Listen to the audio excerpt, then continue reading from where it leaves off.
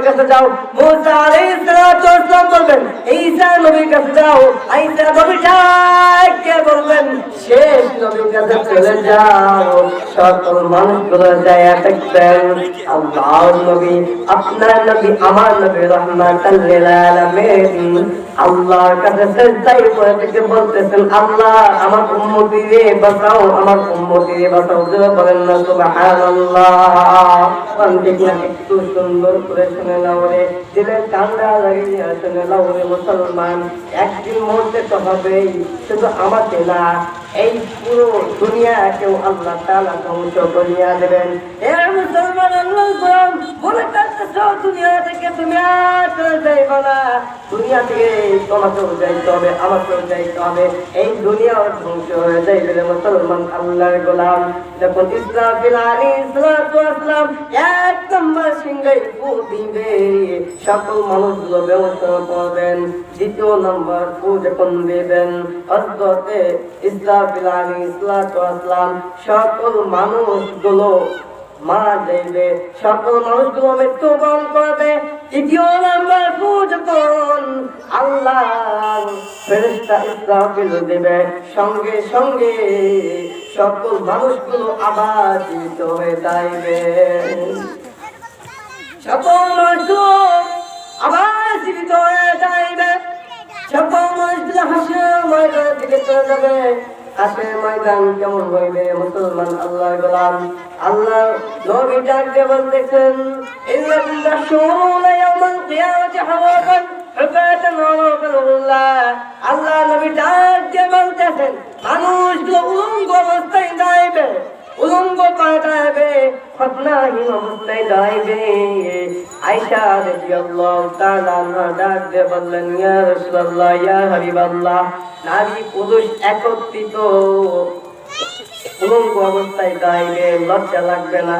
আল্লাহ নবী ডাকতে বললেন আয়েশা রে, তখন এমন এক বড় অবস্থা হইবে আয়েশা,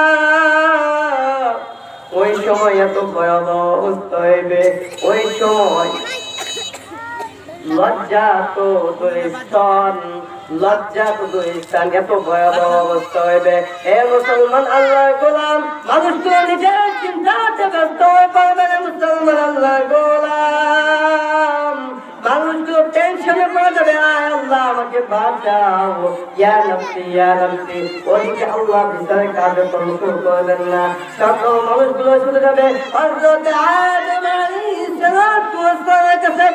আদম আলাইহিস সালামের কাছে সকল মানুষগুলো গিয়ে ডাকবে বলবেন হে আদম আলাইহিস সালাম, আপনি কি আল্লাহ নিজের হাত দিয়ে বানাইছেন?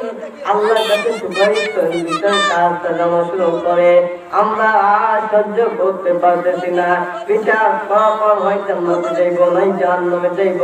হে আল্লাহর নবী আদম আলাইহিস সালাম, আপনি একটু আমাদের জন্য সুপারিশ করেন। সকল মানুষগুলো এরকম কথা আদম আলাইহিস সালামের কাছে বলবেন। আদম আলাইহিস সালাম ডাকতে বলবেন হে নবীরা, আমি তো তোমাদের জন্য সুপারিশ করতে পারবো না। জান্নাতের মধ্যে থাকতে আল্লাহ আমাকে সকল নিয়ামতগুলো দান করেছিল, ওই নিয়ামত খাইয়া আল্লাহর হুকুম আমি অমান্য করেছিলাম, নিষিদ্ধ গাছের ফল খেয়েছিলাম। আল্লাহর সামনে আমি এখন কি করে দাঁড়াইবো আমি আদম নিজেই জানি না, কাজে আমি নিজের টেনশনে বাঁচতেছি না। তোমরা চলে যাও হযরত ইদ্রিসের কাছে, ইদ্রিস পয়গম্বর নিয়ে দিবেন। ইদ্রিস আলাইহিস সালামের কাছে যাওয়ার পর ইদ্রিস আলাইহিস সালাম ডাকতে বলবেন নূহ আলাইহিস সালামের কাছে যাও। নূহ আলাইহিস সালামের কাছে সকল মানুষগুলো বলবে ইয়া আল্লাহর নবী, আপনি আমাদের জন্য একটু সুপারিশের ব্যবস্থা করুন। আল্লাহ যেন ভিতরে কার্যক্রম শুরু করে। এরপরে নূহ আলাইহিস সালাম ডাকতে বলবেন আমি তো তোমাদের জন্য সুপারিশ করতে পারবো না, কারণ দুনিয়াতে থাকতে আমার কওমের বিরুদ্ধে আমি নালিশ করেছিলাম, এখন আল্লাহর সামনে আমি দাঁড়াইতে পারবো না। তোমরা চলে যাও হযরত ইব্রাহিমের কাছে, ইব্রাহিম আলাইহিস সালাম নিয়ে দিবেন। ইব্রাহিম আলাইহিস সালাম বললেন মুসা আলাইহিস আলাইহিসসালামের কাছে যাও, মুসা আলাইহিসসালাম বলবেন ঈসা নবীর কাছে যাও, ঈসা নবী ডাককে বলবেন শেষ নবীর কাছে চলে যাও। সকল মানুষগুলো যায় দেখবেন আল্লাহর নবী, আপনার নবী, আমার নবী রাহমাতাল লিল আলামিন আল্লাহর কাছে সিজদায় পড়ে থেকে বলতেছেন আল্লাহ আমার উম্মতিরে বাঁচাও, আমার উম্মতিরে বাঁচাও। জোরে বলেন না সুবহানাল্লাহ। এ মুসলমান আল্লাহ সকল নবীরা পর্যন্ত ওলিরা পর্যন্ত ইয়া নফসি করবেন মুসলমান আল্লাহ গোলাম। আল্লাহর নবী সিজদায় পড়ে আমার জন্য আপনার জন্য কাঁদবে। তুমি মনে করছো আমার দুনিয়া শেষ, আল্লাহ তাআলা নবীকে যদি কষ্ট দিয়ে আখিরাতের দিন ধরবে না, আল্লাহর নবীর সাথে বেয়াদবি করে যাইবা। ওই কিয়ামতের ময়দানে সূর্য যখন মাথার আধা উপরে আসবে, পাঁচটা মুখে তাপ যখন মাথা দিকে এসে দিবে, ওই মুহূর্তে আল্লাহর নবী কিন্তু তোমার উম্মত বলে দাবি করবে না, চিনবে না, ঠিক কিনা বলে।